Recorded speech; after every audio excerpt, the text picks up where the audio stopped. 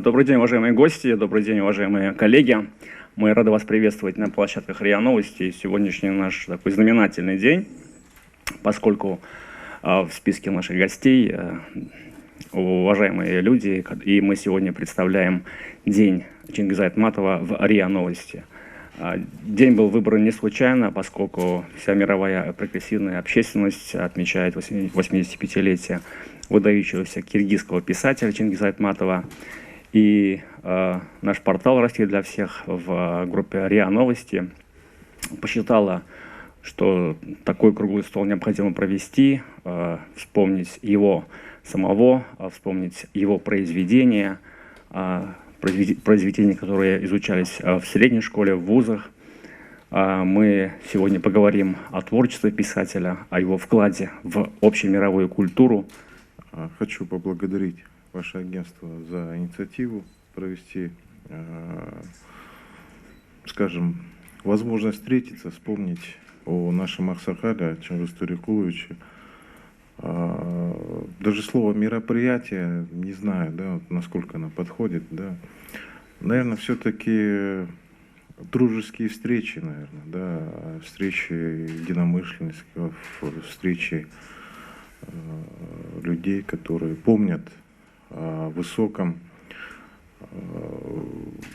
Действительно, в этом году был прекрасный вечер памяти в библиотеке иностранной литературы в Москве. Пришли его друзья, пришли соратники. И занимаясь подготовкой этого вечера, я не ожидал, что будет все настолько тепло. Все-таки наш ритм жизни, темп, и мы не можем, наверное, останавливаться. Да? И когда пришли люди, которые с ним работали, делились личными воспоминаниями, была такая теплая энергия, и чувствовала, что дух Чингиза Торекуловича был в тот вечер с нами. Мы соприкасались с многими людьми, с различными организациями, пока готовились вот к тем нескольким дням, которые сегодня продолжаются, посвященных памяти Чингиза Айтматова.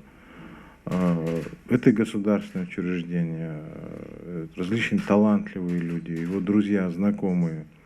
Вот среди нас присутствует Георгий Вартанович Франгулян, который сотворил бюст Чингизу Торекуловичу.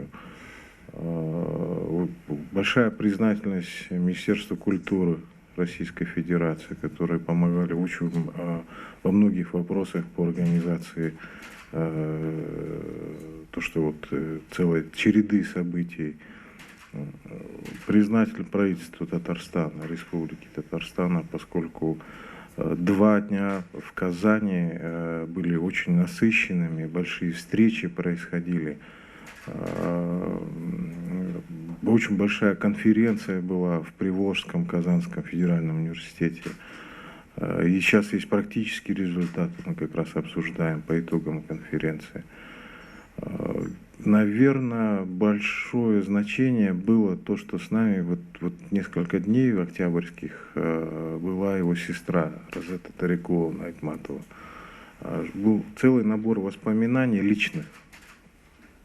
Как говорится, много все заложено в детстве, да, и воспоминания личных, что происходило с Чингизом Торекуловичем, как он формировался, под влиянием каких событий, наверное, и гостям, студентам было интересно услышать, да, потому что более понимание возникало. Был с нами народный артист СССР Болот Шамшиев, кинорежиссер, человек, который сотворил «Белый пароход» на экране. Поэтому, не знаю, очень важные дни были для меня. Я очень рад, что это все продолжается. И в декабре мы планируем почти в 14 библиотеках Москвы. Я глубоко признателен правительству города Москвы за вот такую идею провести айтматовские чтения. Вот, по сути, работа посольства, вот, подытоживая, да, наверное, и то, что мы отдаем дань памяти Чингиза Торекуловича, это как киргиз, это мой долг. как гражданин Киргизской республики, который представляет свой народ, свою страну здесь, в России, безусловно, это мой долг. Но как человек, который пытается сделать то, чтобы в новых поколениях, среди молодежи, понимание другого народа, понимание необходимости дружить углублялось и как-то было крепче. Мне кажется, вот это самый важный результат. Вот, мне кажется, вот череда чтений именно в декабре, которая будет в московских библиотеках, тут, наверное, это как бы венец этих мероприятий. Мы тоже с нетерпением ждем, хотим поучаствовать. Также признателен деятелям российского искусства. Например, 14 декабря в одном из чтений примет участие Наталья Аринбасарова. Да? То есть она будет встречаться с читателями, с молодежью. Спасибо всем, кто принимал участие. Есть возможность сказать через средства массовой информации. Большое спасибо россиянам за хороший совместный труд в память о Чингис Толикуловиче Айтматове. Спасибо. На самом деле Чингис Толикулович — это та величина, которую на самом деле всегда объединяла и при жизни, и на сегодняшний день, как мы убедились в этом, он объединяет народы. Его роль очень велика и положительная. Хотел спросить его, Туле Генович, поскольку вы глава дипведомства Кыргызстана в России, он являлся еще и вашим коллегой. Хотел спросить, что говорят о нем его коллеги, о его деятельности дипломатической? Ну, вы знаете, даже среди его современников, наверное, так остается диспут, да. Он поехал послом СССР в Люксембург, как раз во время перестройки. Суть этого диспута, что страна входила в перемены, эти перемены раскручивались, и надо было быть в стране, говорить, делиться своим, скажем так, моральным авторитетом, видением на те или иные проблемы, либо представлять страну за рубежом. Ведь это тоже большая миссия, да, когда такие люди представляют страну, попавшую в немного сложную ситуацию за рубежом, да, как бы это достаточно важно, потому что я знаю, что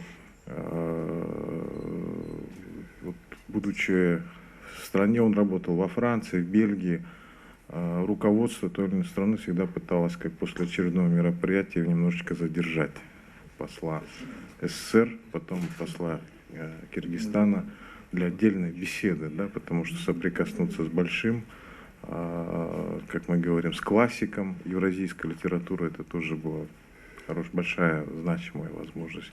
Но потом уже киргизская дипломатия попросила его опыт, его глобальность, попросила помочь, и он помогал входить нашему государству в мировое пространство, помогал, наводил мостики между руководством молодой республики и, скажем так, элитами, устоявшимися, сложившимися элитами стран Запада, европейскими странами, в силу именно, прежде всего, своего морального авторитета. И за это, конечно, безмерно благодарна ему именно наша дипломатическая служба, кто так знает подробности этих процессов.